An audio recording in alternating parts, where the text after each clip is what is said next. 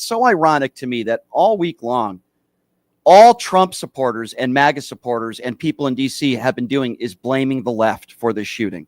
Yep. And so much silence today. It's interesting, Ryan. They're not talking about white on white crime today. They're not talking about Republican. And I know this kid wasn't a registered Republican, but certainly his family was full of conservative Mormon people that were obsessed with, that were obsessed with their guns. Okay. This was the opposite of a Democrat. Now, I know there's people online that are saying, oh, he was Antifa. He was Antifa. There is no indication that this was a Democrat in any way, shape, or form. There's also no indication that it was an inside job or that the DNC was a part of this or this was some sort of. Here's what I think it is, Ryan. I think this was one deranged, mentally ill, radicalized individual who came from a very religious family, conservative religious family. Obviously, he knew how to use weapons. He was taught probably at a very young age. They were obsessed with their guns. And he's a lunatic, a 22-year-old lunatic. I hope he spends the rest of his life behind bars. If they want to give him the death penalty, I'm fine with that. Yep. But this had nothing to do with the left. Nothing. And they still want to blame it on the left. You know, from what it's looking like and all the information we have to date, it's definitely not looking like the left. And I've actually lived in Utah for about 8 months, which was about 7 months too long. And, you know, I wish people understood what the Mormon culture and the politics in that whole state is like. It's like living in a different country in some ways.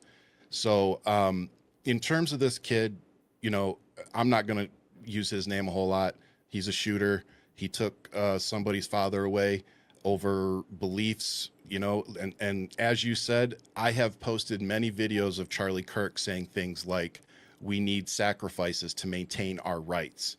You know, he said that. He said that. Know, and again, empathy is a woke word or woke ideology, and you know all these things. So it's like it's so hard to go back and watch the rhetoric that he pushed on a daily basis and go, yeah, I feel sorry for that guy. You know, it's like when Rush Limbaugh died. Did I feel bad? No.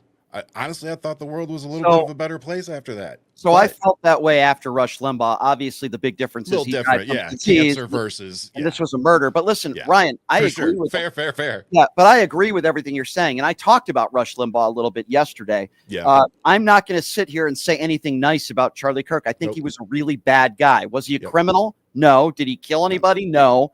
But his rhetoric, his rhetoric was very dangerous. Listen, he attacked everybody across the spectrum. He said disgusting things about even the last couple seconds of his life. He was talking his about final words. Yeah, his final words was talking about gang violence. You know, was it gang violence that killed him? No, it wasn't. I mean, that's the thing it's so ironic to me that in the last moments of his life, that's what he was talking about.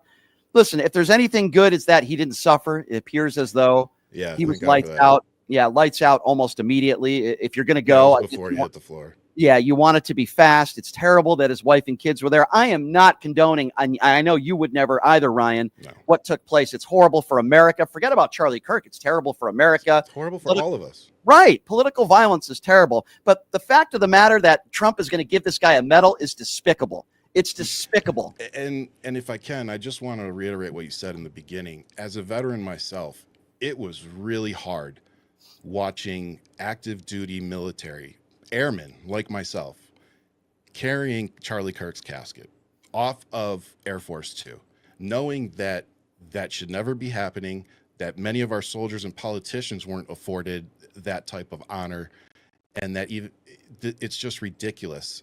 And it really cheapens the honor that we receive, that we fought for. Charlie Kirk never served this country.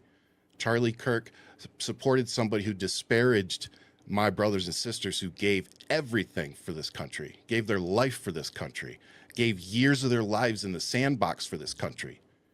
And to sit there and watch the military honor this dude in any way or be involved with him in any way, and then to see his family walking down like she's Jackie O, you know, after the Kennedy, oh my God, it's so hard to watch.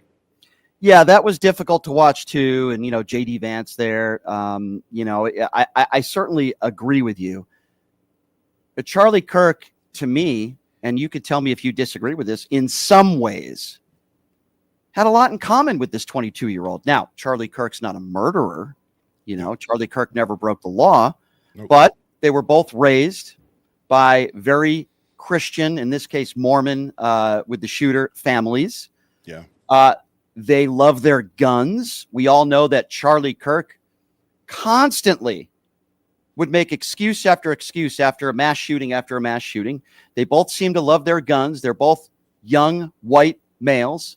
I will say with the shooter, he seemed to be aligned with Nick Fuentes. At least those are the rumors. And he also posted a lot on right-wing entities. We know that for sure. Listen, there's a lot of pictures that are being photoshopped. What we know is that he's in like some sort of Donald Trump costume for Halloween. But I think most importantly, while we want him to go to jail for the rest of his life or get the death penalty, which I would be fine with, Me too. this was not the radical left. This was not a leftist. This was not Democrats.